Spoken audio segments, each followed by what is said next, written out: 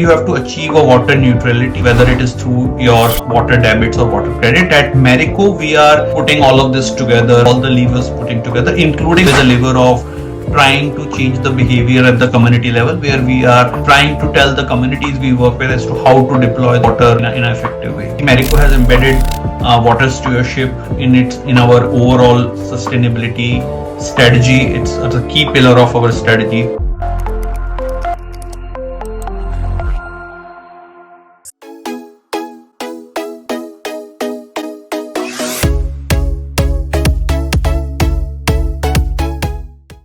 Welcome to this edition of Sustainability Karma. I'm your host Rajiv Tikku. Today we have a very special guest with us, Amit Bhasin.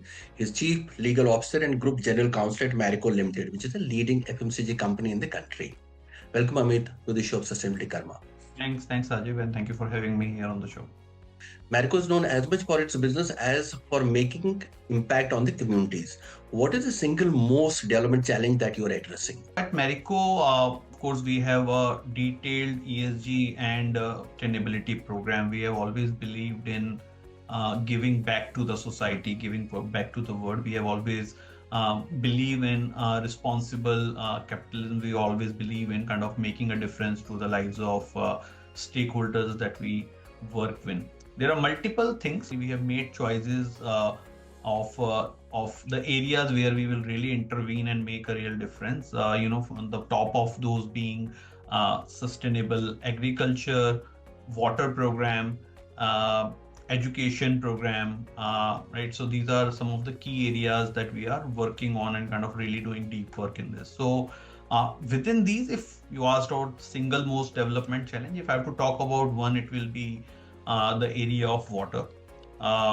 And as you are aware, water is a problem which is big enough, and it is big enough that one particular organization cannot handle it, right? Water stress is no longer just an environmental issue. It's definitely a big systemic risk which everyone has to come together and tackle it.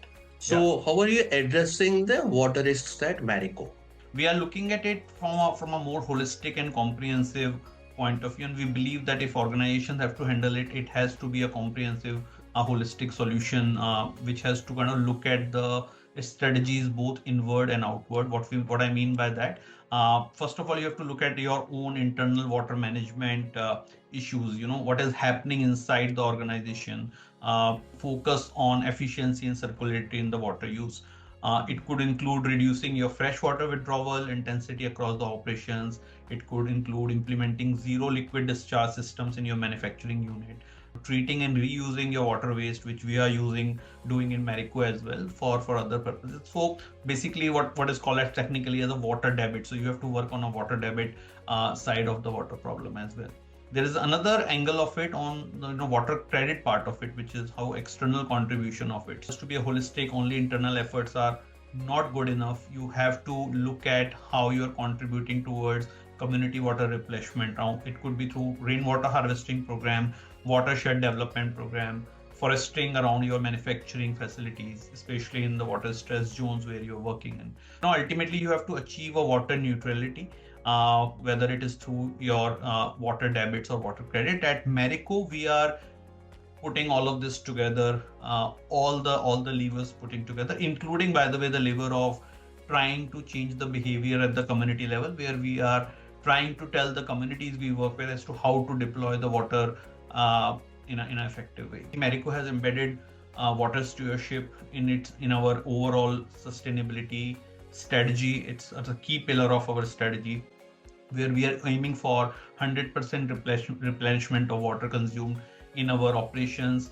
Our Jalgaon unit is water neutral now for a few years. And in our sustainability roadmap, we have committed that we will replenish more water than we consume annually.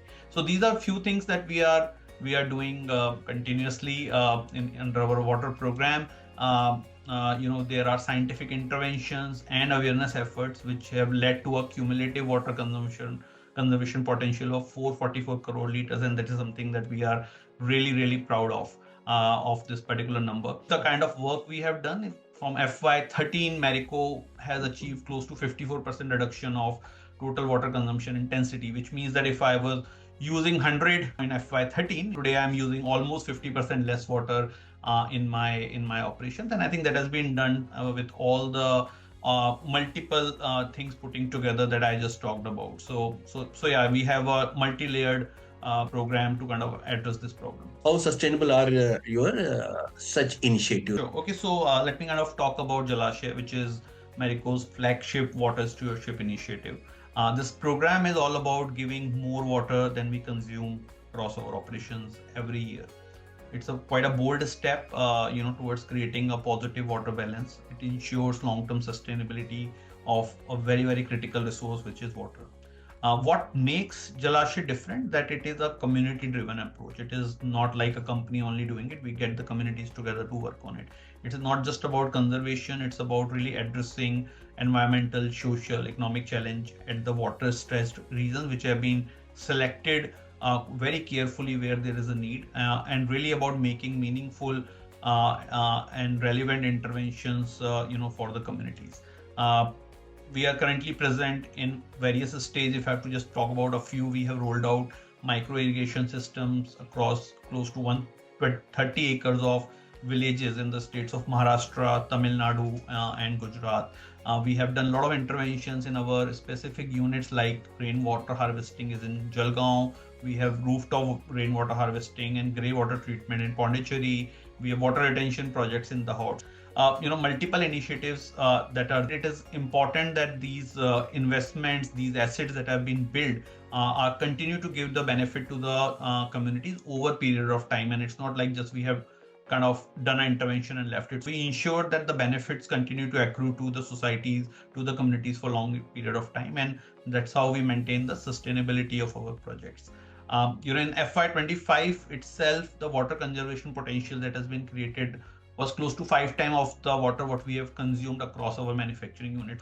We continue to kind of challenge ourselves. We continue to ensure that we are doing more than what we are consuming, and that's how we ensure that our projects are sustainable. We run this project called Jalashay Jal Samriddhi project, and we have seen really good results over there with communities, working with the communities, whether it's improved agriculture productivity, reduced dependency on erratic monsoon, or better soil health. Once you get the communities together, do a very focused intervention with a clear outcome identified, then some of these things really start creating a long-term impact for the cause that you're working for. Common challenges you encounter while integrating such sustainability initiatives in your business strategy and operations, and how do you overcome them? So if you have to talk about from a challenges point of view on this, we at Marico present in multiple geographies and multiple locations, right? So one of the challenge could be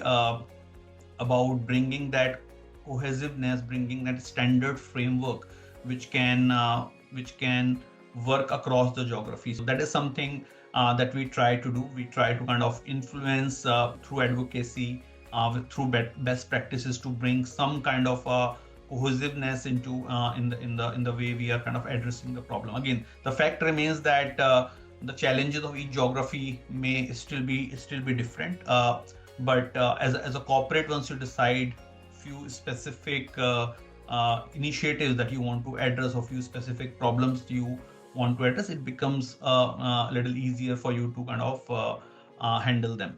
Of course, the ESG framework is complex. It is evolving with a rapid speed in multiple geographies. The expectations from different places may be different. There are few standardized protocols like GRI and others which are there, and there are certain way in which the investors look at the performance of each of the corporate. The fact remains that ESG regulations across the globe are really kind of going up. I always believe that the ESG part and the sustainability part should be more about doing it on the ground than only reporting part of it. Of course, reporting is important for the investors and your stakeholders to make an assessment how good you are doing, but a lot of effort on this has to go on the doing part of it, and really bringing that difference in the lives of people you are working with. So yes, there are external complexities, there are challenges. There may be data management issues, compliance costs that is there, but this is something which has to be done from a place of heart. This is something that has to be done from a place where you can single-mindedly drive few things to make that dent into these big world problems. You have been working at the intersection of business and law for last more than 2 decades now.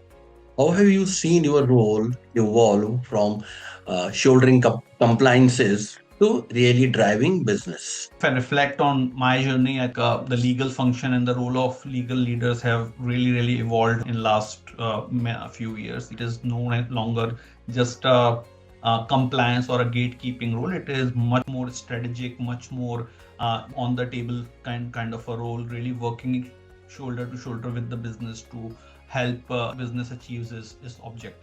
Legal teams are playing proactive role in shaping the business instead of just stepping in at the time of crisis. General counsels are now architect of strategy, ensuring legal and ethical consideration are embedded right from the start, whether you are entering into a new market, M&A, innovation, product development. So yeah, I think role has enhanced multifold. We have now moved far beyond a routine compliance towards managing the risk, actually identifying the risk and then managing the risk, whether it is new age issues of cyber security, data governance, ethical use of AI, brand integrity, how as a company you kind of behave and respond to situations. I think the role has evolved substantially.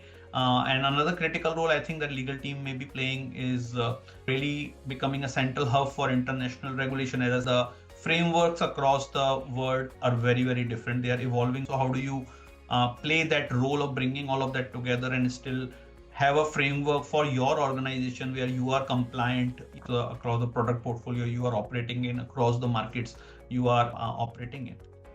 Since we are talking of ESG and sustainability, looking at ESG and sustainability from the place of regulation, from the place of what governments are expecting corporate to do and what stakeholders are expecting the corporates to do, and really translating them into concrete measurable actions, strengthening the corporate governance of the organization is something that legal can add huge value to. So the role has got multi dimensions over the period of time because the world around us has changed, the regulatory framework has changed, the expectation from business has changed, and clearly legal can kind of do much more than what historically or conventionally it was seen to be doing. We see legal and sustainability compliances really shaping the future of businesses now. Sustainability, doing things in the right way, being compliant, being ethical, has now become one of the key expectations that all the stakeholders have from the businesses, right? So that is basic stake that they expect a good company to have. Today, regulatory compliance is not about just following the rules. It is becoming very a strategic advantage, right? I'm saying if you're a good governed company, you can earn kind of a premium at the market with the investors as well. You are seen to be different from others. I think forward thinking companies which are using it as a driver of innovation, creating safer, more sustainable products, aligned with the needs of the consumer, aligned with the values that society expects you to do, are clearly ahead of the curve. About going beyond the bare minimum, it's about proactively also shaping the future that is there, right? Legal compliance and sustainability will continue to play this particular role. If you look at how regulations have evolved, there's a clear shift. Sustainability, ethical sourcing are now forefront. Self-regulation is not about just dictating the law, but also expecting you to do the right things, whether it is written. This is reflective of how society has changed. Consumer consciousness around us has gone up. People are asking more, are more aware, raising social issues that are there. So that's where the future of compliance is. That's where they're really moving. All the sustainability issues and legal compliance issues will continue to go hand in hand. And companies who are adopting them and really acting responsibly, acting with trust, creating that trust with their consumers, their stakeholders, will continue to have a premium over others. ESG policy and regulation, as you said, has been constantly evolving for the last few years in India and globally also. So what would be your advice to your counterparts to stay on top and also be future ready? You have to really look at your business and where all there could be a potential risk from your business point of view when it comes to sustainability. We talked about expectation that stakeholders have from the businesses, right? You should be very clear that which part of your business is prone to more particular risk, and what are the expectations stakeholders have from you.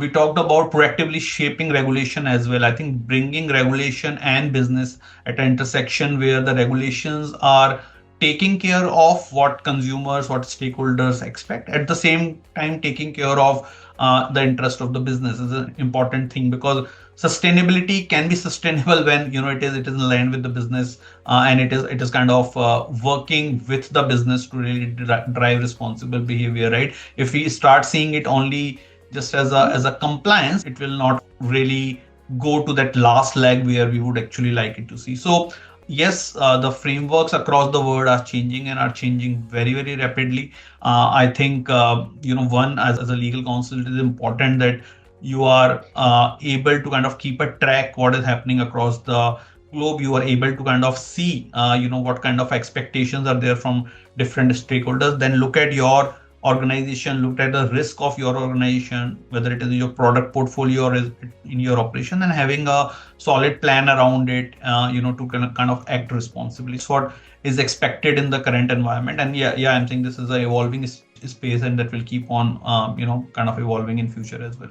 So thank you, Amit, very much for your thoughtful insights. Okay, thank you very much for joining us. Thank you, Rajiv. It was my pleasure. Thanks. We hope you like this program.